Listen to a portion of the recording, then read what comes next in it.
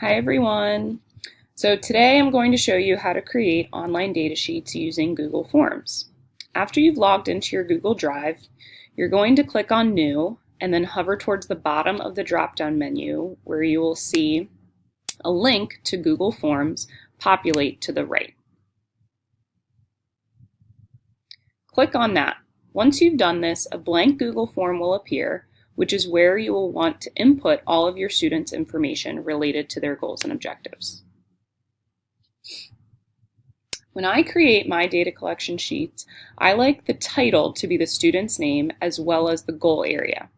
In this example, that will be Sally Baker, Reading Comprehension.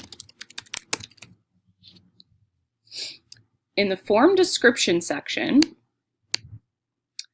I list the goal, which in this example is, after listening to a story and using picture clues, Sally will determine central ideas or themes of a text and summarize the key supporting details and ideas.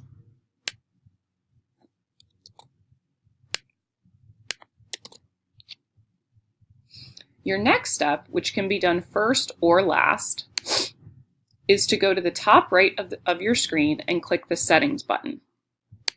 Once you've done this, you will see a checkbox for Collect Email Addresses. Click this box. Doing this will allow you to see who is collecting what data on your response sheet, which is important if you have a question about something later on. Once you've done this, click the Save button. After you've chosen to collect the email addresses of everyone taking data, you will see the section where you can start adding questions, or in this instance, objectives. Your next step will be to click where it says multiple choice and choose date at the bottom. This will provide the data collector with a prompt to enter the date when their data was collected. This is important in case individuals need to input data after the date they collected it, After you've changed the settings and added a date section to your document, you're now ready to start inputting your students' objectives. Your first question is going to be the first objective listed under the student's goal area. So I've added my first objective, and now I'm going to input it. In this example, the first objective is, with 3 or less prompts, Sally will read closely to determine what the text says explicitly. Who, what, where, and when with 80% accuracy. For this particular objective, you would want your responses to be listed as multiple choice, because your options are going to be either with 3 or less prompts, Sally read closely to determine what the text says explicitly with 80% accuracy or better. Or your second option is Sally required 4 or more prompts to read closely to determine what the text says explicitly with 80% accuracy. Multiple choice is listed as the default section for responses, so you shouldn't have to change it if you choose to provide your responses in that way. Once you've entered all of your response options, you will go to the right and click the plus sign. So for this particular objective, you have your objective here, and then your 2 responses. So you're going to then add another objective. Once you do this, you will then add your student's second objective along with the responses available for that objective.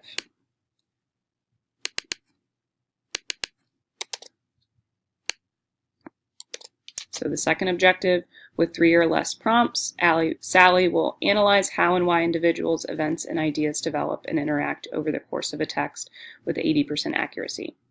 So here, I'll need to change it to multiple choice, which you shouldn't have to do, but that may have just changed. I may have clicked it accidentally.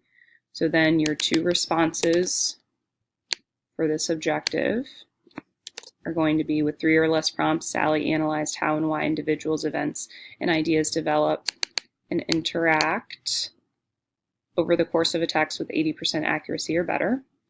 And then your second option is that Sally required 4 or more prompts to do this. So that's objective 2. You will continue to do this until you've inputted all of the students' objectives and their potential responses. I will do this on the sample sheet now. So there's the first 2 objectives. She has a third one.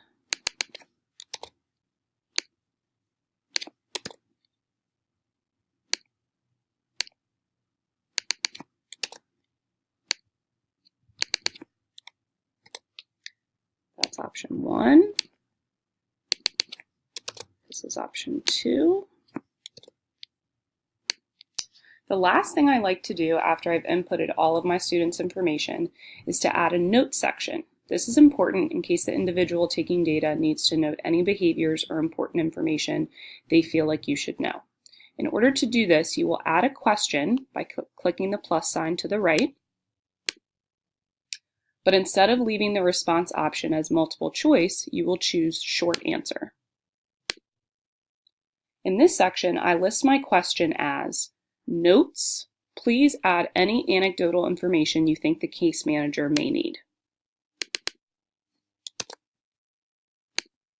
So that will be in the question section.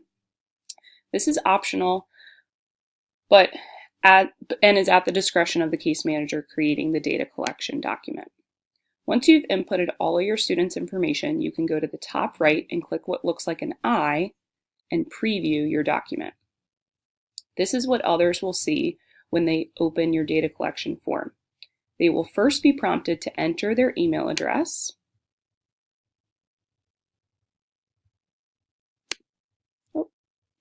So we'll go back here, and this should be, see, even I need to go back and fix things. So this should actually be listed as date.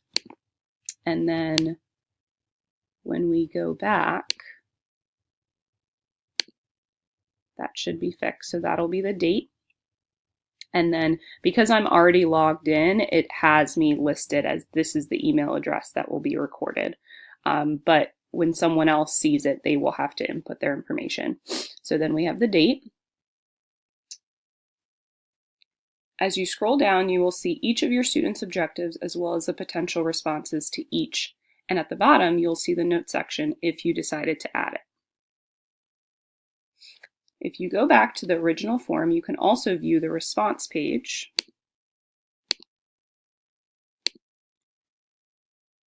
So you'll go ahead and create a new spreadsheet, and then this is what you will see. This is where all your data will be housed.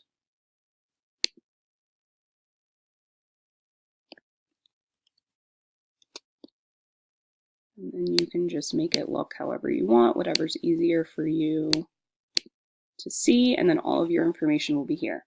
Thanks for taking time out to view this screencast. I hope it was helpful in creating your own online data collection documents.